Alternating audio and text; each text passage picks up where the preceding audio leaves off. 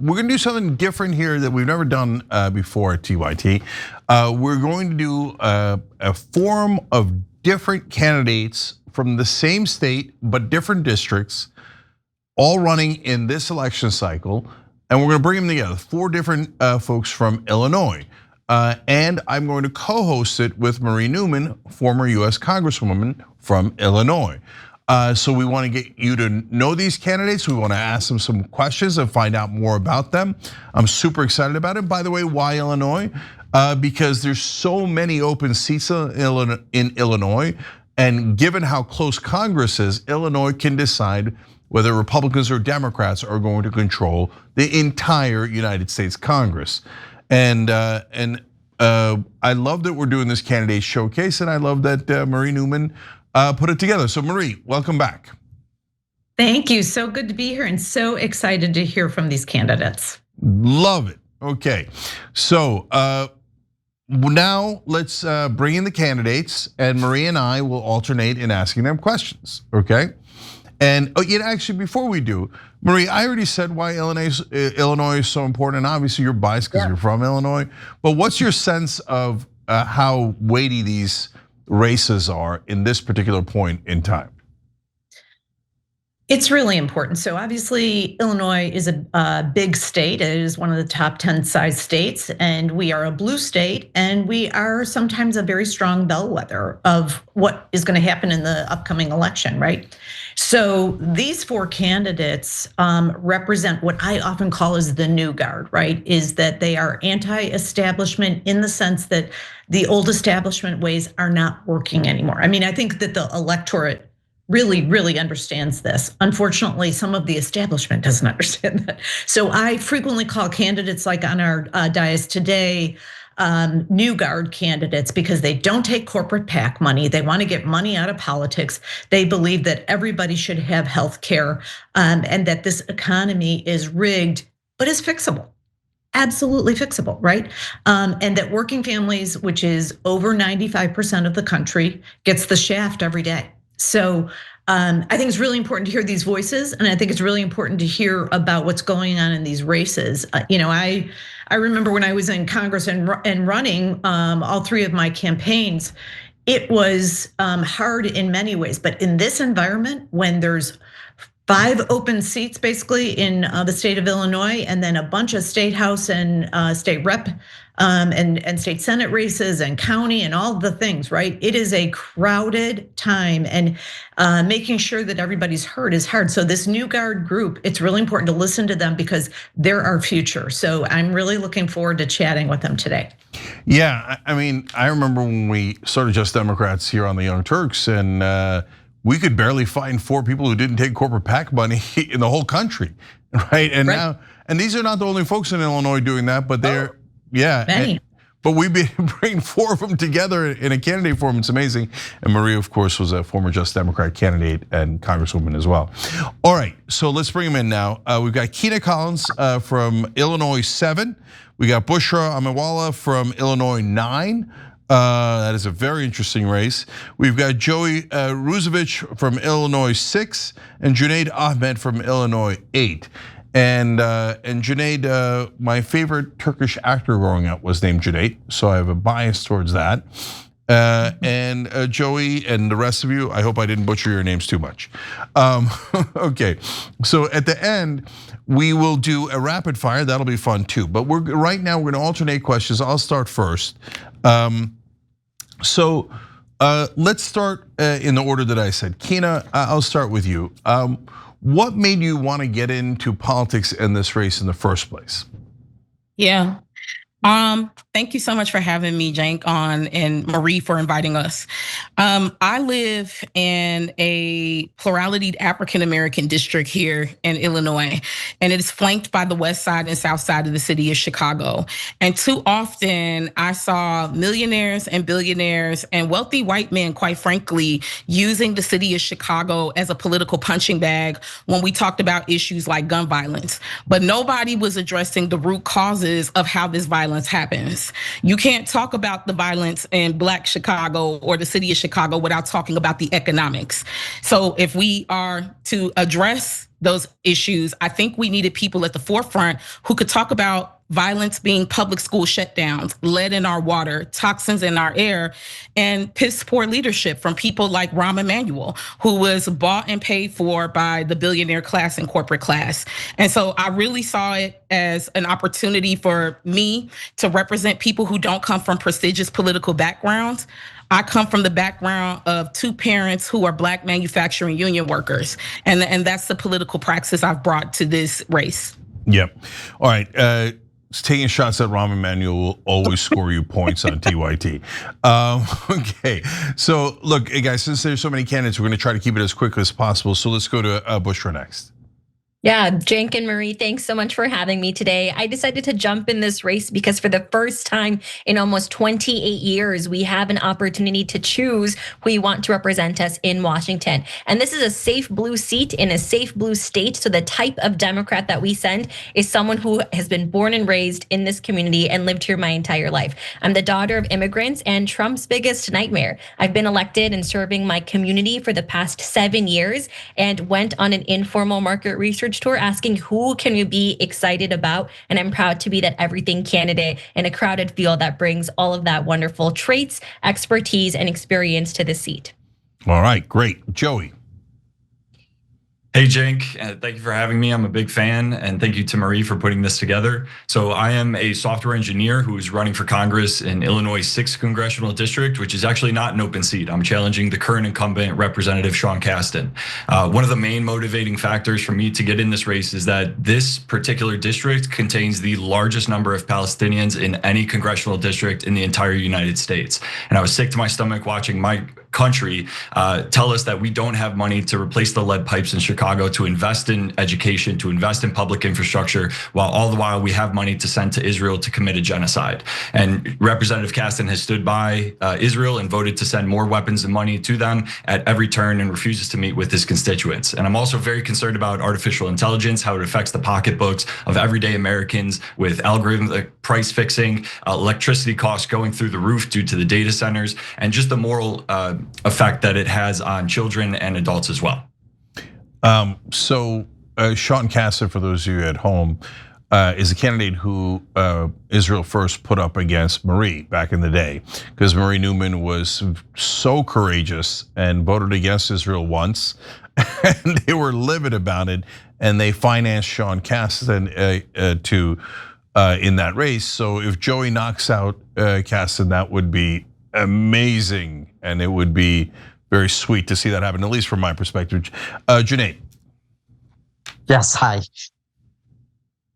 You know, a couple of things in my life happened that kind of got me thinking as to how policies can impact our lives. Number one, my son was in the hospital for literally one night and 2 days. Our hospital bill was almost $10,000.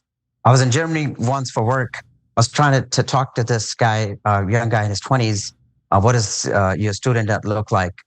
It took me a minute to get the question through to him. Then I realized there's no such thing over here. And at that time, for my wife, we were paying very high interest. And that's the time that coincided with Uncle Bernie running the first time. So that's how it was my first run with politics. We started holding Muslims for Bernie, Chai for Bernie. That's how I got into it the first time around. We had an incumbent who was at the time, 2018, who was all about corporate PAC money. Schaumburg area progressives needed someone who was standing for the right causes, and that's when we stood up against the corporate PAC money.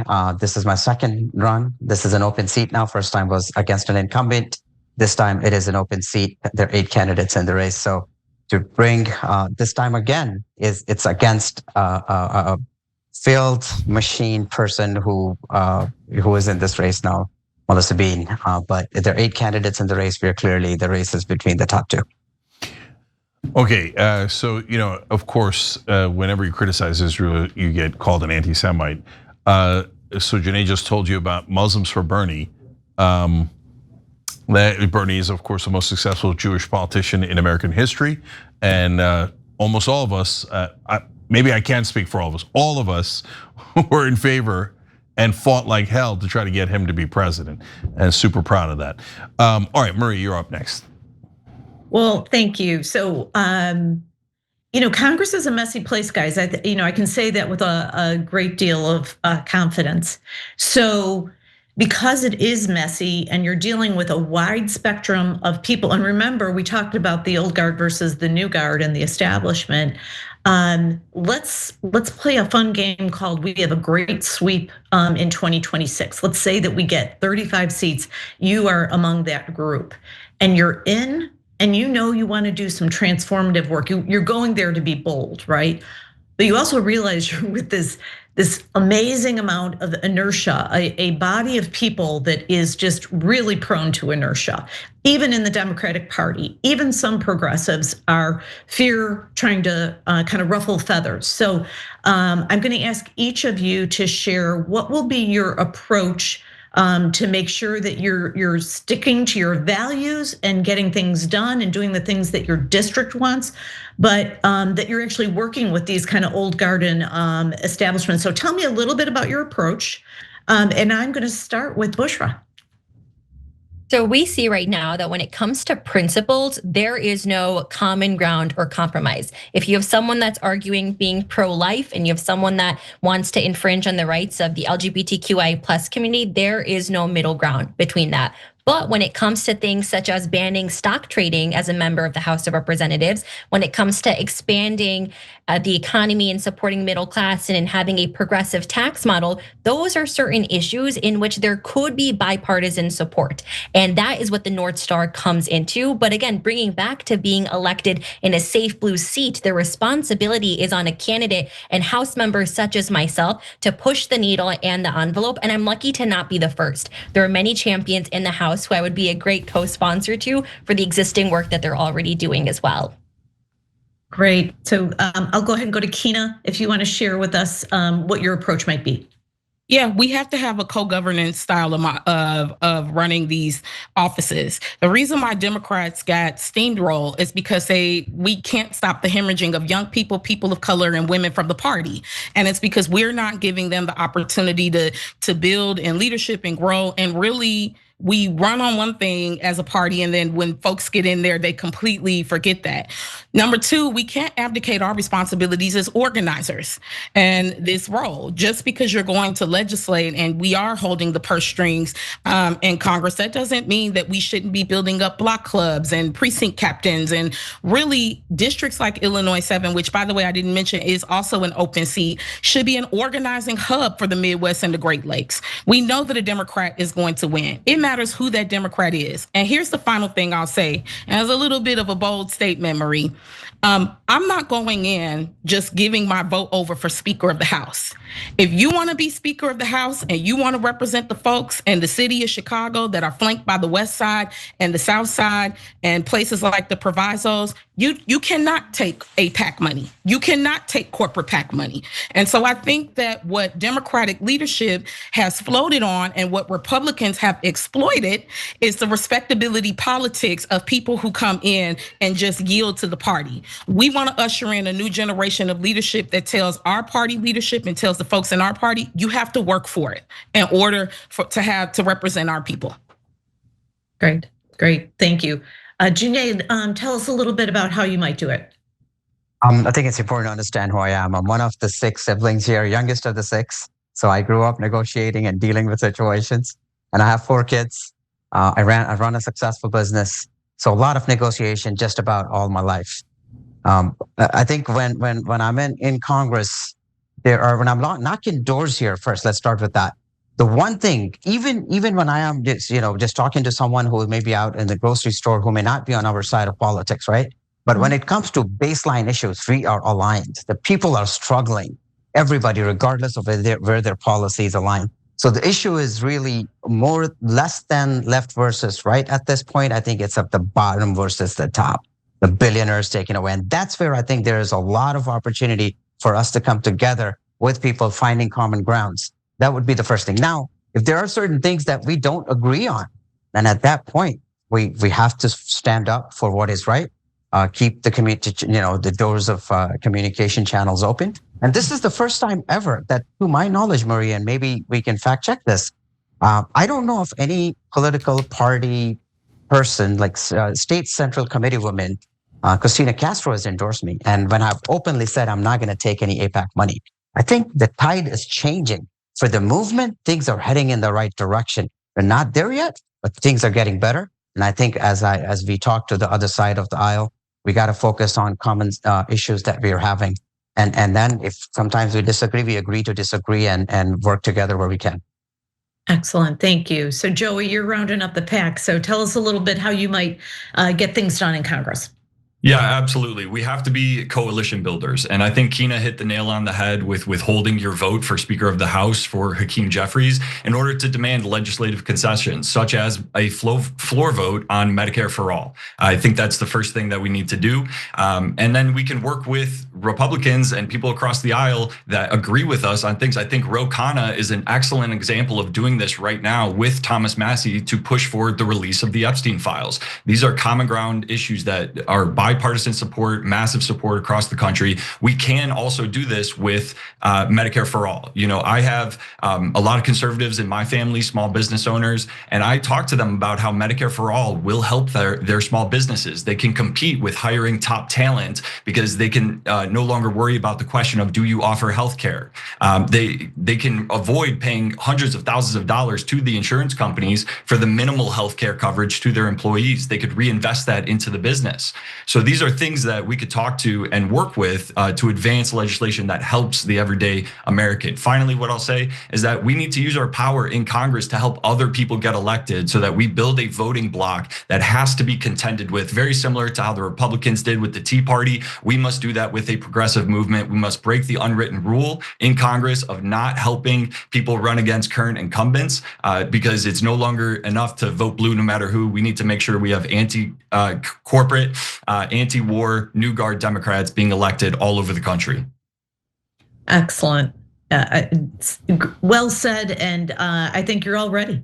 So I'll flip it back to Cenk now. Yeah, so my God, how the world has changed. Because I remember when we were running the first Just Democrat campaigns back in 2018, it was just 6 years ago. Well, actually, bad math. Now 8 years ago. Okay, but saying that you would not vote for the Speaker of the House on your own side would have been unconscionable, right? And now, you guys are talking about not necessarily voting for Hakeem Jeffries. Saying anything criticizing Israel would have been unthinkable. And even interestingly enough, working with Republicans, people like Tom Massie, et cetera, if they're coming to the right side, which is our side, you guys are saying yes, which again, in the past, that would not have happened. So amazing changes here and really interesting actual progressive populist candidates here. So my question is about Israel. Now, there's layers, right? So Ro Khanna had a letter that he passed around Congress saying we should recognize Palestine. So of course he was called an anti-Semite, blah, blah, blah, all that stuff, that's very normal. So then Delia Ramirez, also from Illinois, US Congresswoman, has had a no more offensive bombs bill. And then the last layer of it is folks who are saying no funding for Israel, not another dollar. Okay, so let's start with Joey. Joey, how do you respond to all three of those? What would you do? Would you have signed the letter? Would you have joined Ramirez's bill, and would you go farther and say no more money? So I, of course, deplore any type of hatred, anti-Semitism against any religion or any minority group of people. It's unacceptable, and we need to stand up for it. But criticism of the Israeli government is not anti-Semitism. So I would not agree with that definition. I absolutely would sign on to the Block the Bombs Act put forth by Representative Delia Ramirez, and thank you to her for having the courage to do that and champion that legislation, which, by the way, the individual I'm running against has refused to sign on to. Which only blocks the offensive weaponry, right? It doesn't even take away the defensive capabilities. And finally, yes, I would 100% cut off all aid and weapons to Israel immediately because they have been pursuing an absolute genocide for the last 2.5 years. They have starved and slaughtered innocent people. They should not be receiving American tax dollars and weapons. Junaid? Block the Bombs for publicly said that as soon as I win, I'm going to support Block the Bombs. Delia Ramirez is a good friend, and she has endorsed me as well. So in terms of support to Israel, I think it's about time Americans are realizing that we cannot be on the side of a genocide. More and more, the electeds may not be there, but the population is there. I'm talking to people, hundreds of people at the doors. It's it's an issue that people are unanimously. I'm yet to find someone who says, no, I want my tax dollars to go and starve children. So that policy, I think, is more and more populist at this point. It's unfortunate that our electeds are not siding with their own populations. That's the direction this Illinois' 8th congressional district we will be taking and being on the right side of history, and we are going in with that straight up approach.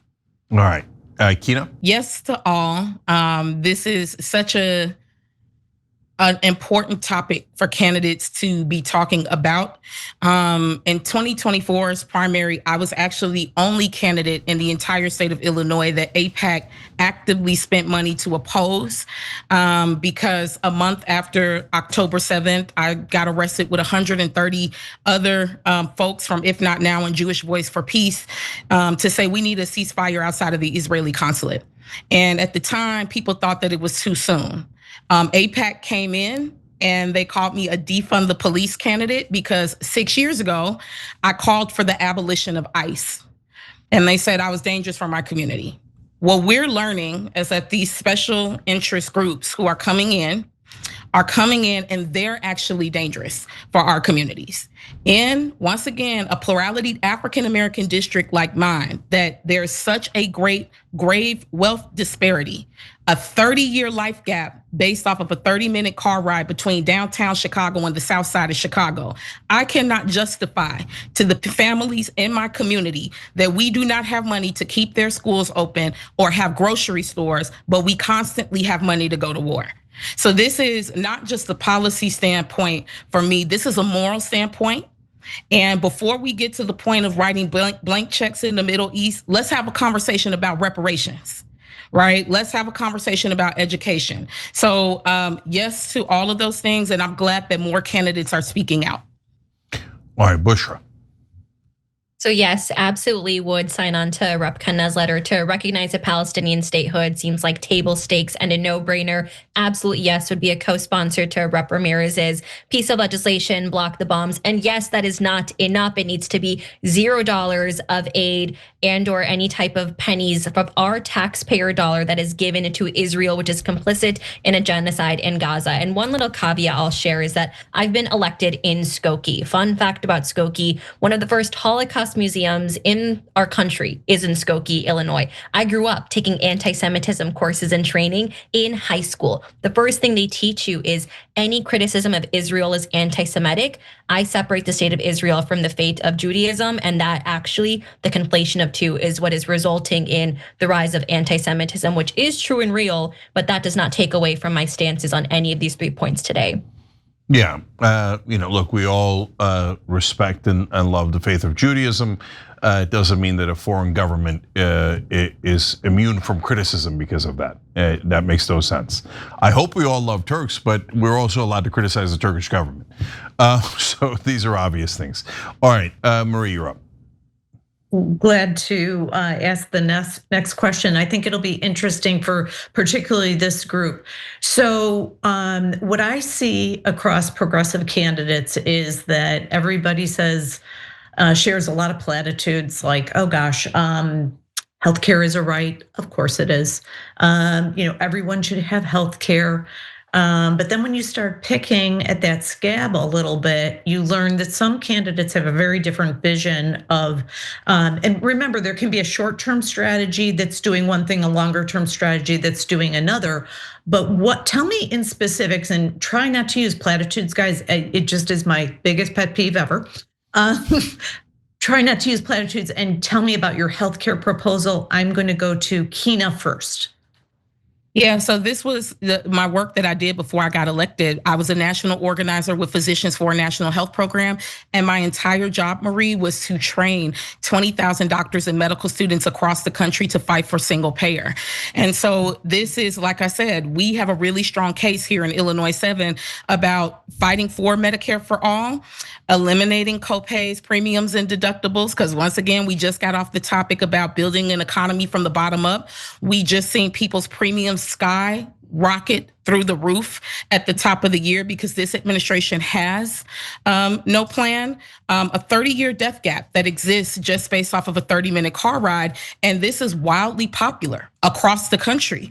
This is the #1 way that people are going into bankruptcy, Marie. And so this is an easy talking point for folks. So my stance is clear. Not only do I support Medicare for all, I'm coming in with a coalition of physicians who trained me, right? These are the frontline folks who were speaking to patients that were coming in and they're advocating for Medicare for all. And so that means culturally competent, fully accessible healthcare, Marie, for we have a saying, everybody in, nobody out.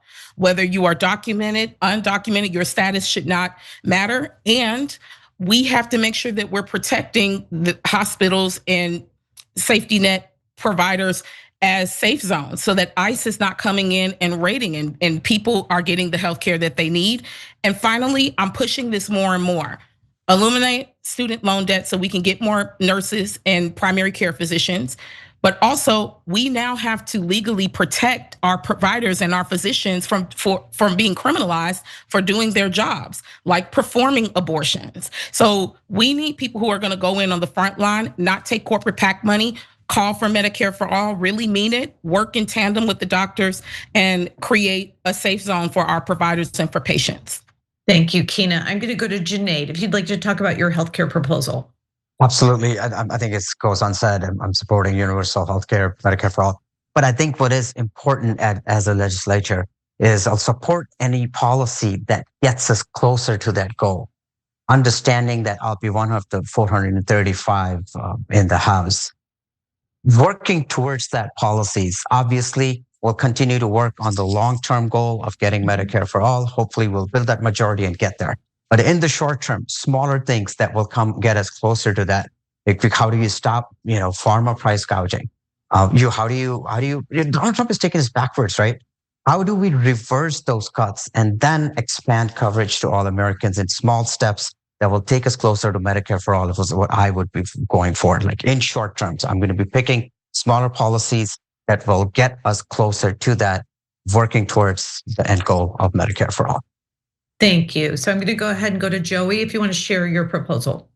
Yeah, so Bernie Sanders was who got me into politics in the first place. So of course I'm a fan of Medicare for all, and we need to include eyes and teeth in that because it's ridiculous that they're not included right now in health insurance. I would also echo what Junaid said and say that any proposal that gets us closer to Medicare for all is worthwhile. I do not want to be an incrementalist when I get to Congress. I will always push for Medicare for all. I said previously that I will demand a floor vote for Medicare for all, because that lets us know who we need to primary in the next cycle. Because the Medicare for all is a very popular policy position across the country. And so we need representatives that reflect the will and the desires of the base.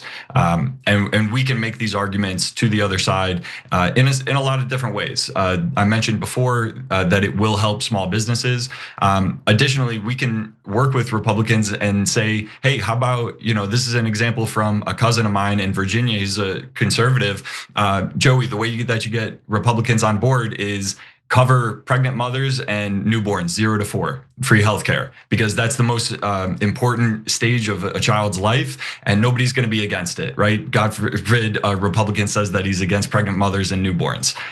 So that's how you get people on board and you move the ball forward while still maintaining your principles of wanting Medicare for all in the end. Wonderful. Thank you. Bushra, will you share? Of course.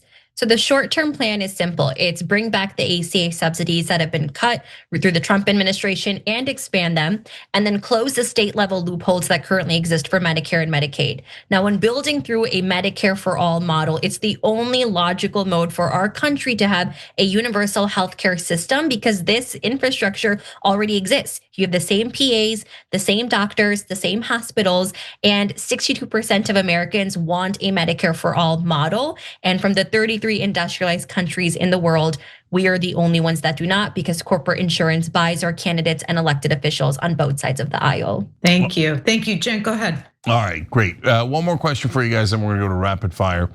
And this one's a tough one. So we're all in favor of getting money out of politics. None of you take corporate PAC money. Now the hard question, how? How would you go about trying to get money out of politics? On this one, let's start with Junaid. Citizens United, you take care of that first. Secondly, I think this is a non-traditional way. I think what we do is we build. I'm an activist. I'm a community organizer, so I'm thinking in those lines. What we do is we pick the top, and we did this in the past. By the way, in 2022, we did it.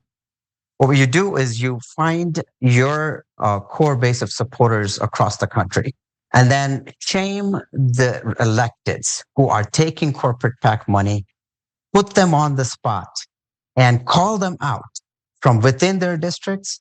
Call them out. Someone like, be bold enough to call your colleagues that, hey, are you going to stand for the people when you're taking $1 million from pharma, $1 million from oil and gas?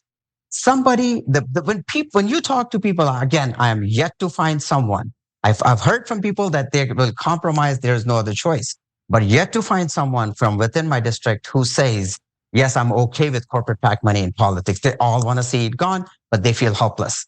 I think the one way to get there, obviously, getting Citizens United, but I think public shaming of elected officials, this is a non-traditional way. I think we can push people towards the right. And then you start, challenging when people are not ready to give in.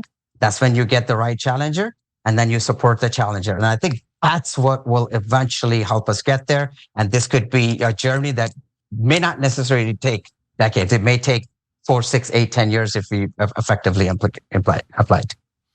All right, let's go to Kina. We have to pass For the People Act, right? We want to put publicly financed, funded, campaigns across the country. We saw how that worked for Zoran Mamdani, right? He was able to speak freely about a lot of the ideas that people cared about in New York City from working class families, and he was able to match the donations that he was raising. And I think that the way that we have poured or people have had to pour money into these campaigns is criminal.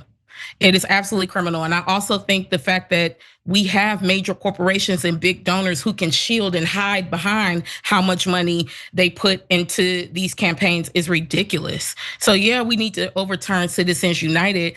And I wouldn't even just say like run candidates. I agree. I think we need to be running single issue campaigns on educating the public about it. But we also need to be training them on grassroots tactics to push back, like house parties, right? Let's go back. If we're saying we want to pull the people in, the money is great, but people vote.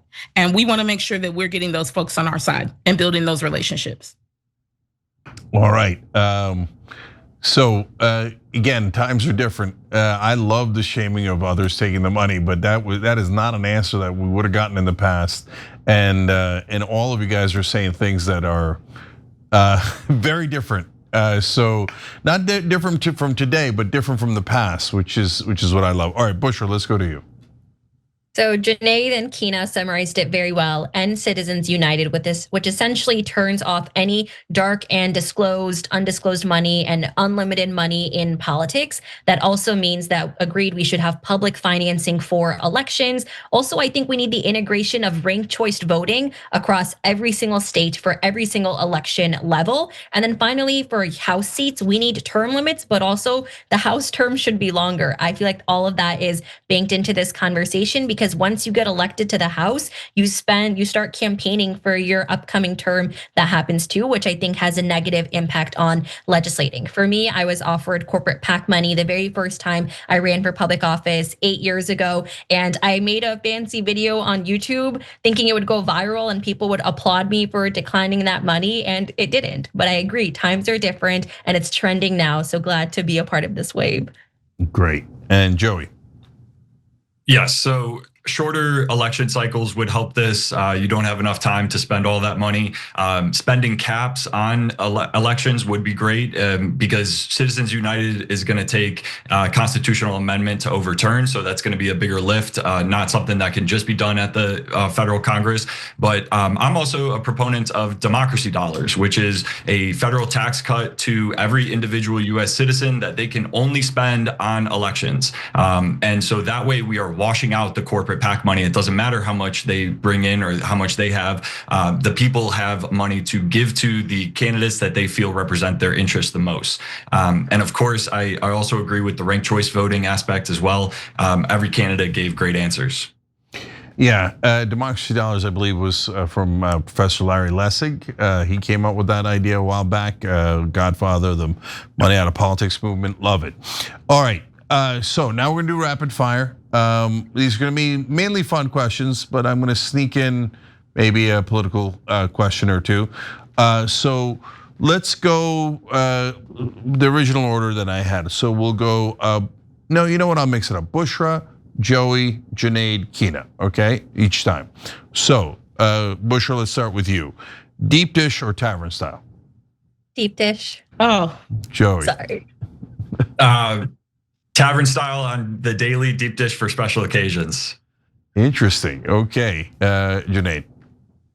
Deep dish anytime. Kina.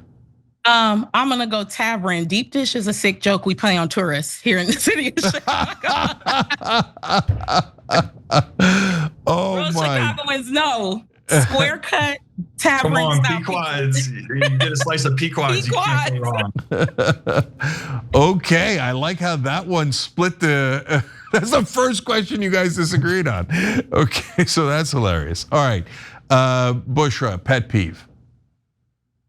People that walk really slow when we're all walking outside. I'm a public transit person.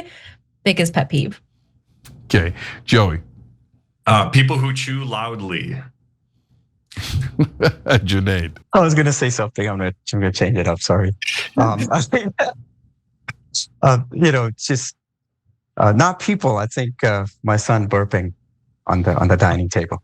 God, I love how honest these answers are. Okay, Kino, what do you got? I hate a bandwagon fan. Like we just experienced this with the Bears. So like I can't stand a bandwagon person. Okay, I love that one too because when I was growing up, all the Mets win the World Series. All of a sudden, there's nothing but Mets fans. I never saw any Mets fans growing up in Jersey. They were all Yankees fans until the World Series. Anyways, Exactly. Okay. Would you rather, Bushra? Would you rather do call time or root canal? Root canal. Haven't had it, but I assume. Joey. Call time. I don't want physical pain. What? All right, Junaid. A call time. Okay. I don't want to hurt. Root canal, but my poverty trauma is leaking out. I hate asking people for money. Yeah, yeah. That's super fair, and no one likes that. It is. That's why it's a tough question. Okay, all right, Bushra, what is a skill you have that voters wouldn't expect? I don't know if they'll do anything with this, but I'm really good at the toy claw machine, like to pick out a toy. Oh, okay. Could be useful. Okay, it could be useful for Junaid's son. Okay, Joey. I don't know. I can dunk the basketball pretty well. What are you talking about? That's awesome. Yeah, I won a dunk contest in Valencia, Spain. Okay, amazing. We hope you dunk on Sean Caston. Junaid. Well, I can write AI programs. Ooh. That's very fancy. Fancy. Okay, we might be able to use that too. All right, Kina. Kina, unmute. Muted. I can jump double dutch. Really well. That's my girl. A hood classic. A hood classic. You got that Kina one on wins me. that round for me. Kina wins that round. I'm not gonna lie. Okay, top priority for you in Congress. Ooh, snuck that one in. Bushra. Advocating for paid family leave, especially with whether it be sick leave, your own personal mental health leave, caring for aging, retiring parents and or young children, when you have a kid, all the above. Joey. Breaking up monopolies to address the affordability and cost of living crisis across every major industry in the United States. That's the top priority. Junaid. So pretty much very close to what Joey said. I was going to say affordability, but on top of that, I think childcare. I'm hearing at the doors a lot of people struggling with childcare, with working moms going back to work. So that's something I'm going to be on top. Kina. Reopening the Office of Violence Prevention and advocating for permanent funding. It got closed. The 40,000 deaths per year by way of guns are 40,000 deaths that are preventable. Yep. All right. Last one. An extracurricular activity you did in high school. Could be music, could be sports, could be anything. Bushra. Debate was my sport in high school. It was obviously very cool. Yeah, me too. Joey. Automotive technology, learning the basics of how to take care of a car. Oh, all right. I like it. Junaid. I also did automotive. I love fixing cars. Okay, you guys are from the Midwest. In New Jersey, we didn't do any of that. Okay. All right, Kina. I took Korean in high school. 안녕하세요. Okay. Whoa. Okay. You got to check out Physical 100, Physical Asia. There's so many good Korean shows now. All right. Yep. And that's badass that you could understand it in the original Korean. All right, guys, this has been amazing. So first of all, I want to thank Marie Newman. I actually think a literal American hero. So she showed courage when it was super, super difficult. She paid a high price for it that others wouldn't pay. And she put this together for us and we love it. Thank you, Marie. We appreciate you so much. And to all the candidates, guys, we're gonna put the links to all their websites in the description box. So make sure you're checking that out. If you wanna find out more about them, go to their websites. And that's a great way to find out more. If you wanna support them, remember, they're not taking corporate PAC money. So when people act courageously like that, you gotta back them up, okay? Otherwise, we're never gonna be able to take back Congress. So Kina Collins, Bushra Amiwala, Joey Ruzovich, and Junaid Ahmed. We appreciate you guys so much. Thank you for joining us today on TYT. Thank you very much for having us. Thank you. Thank you for having me. All right, much love, everybody. We'll see you on Monday.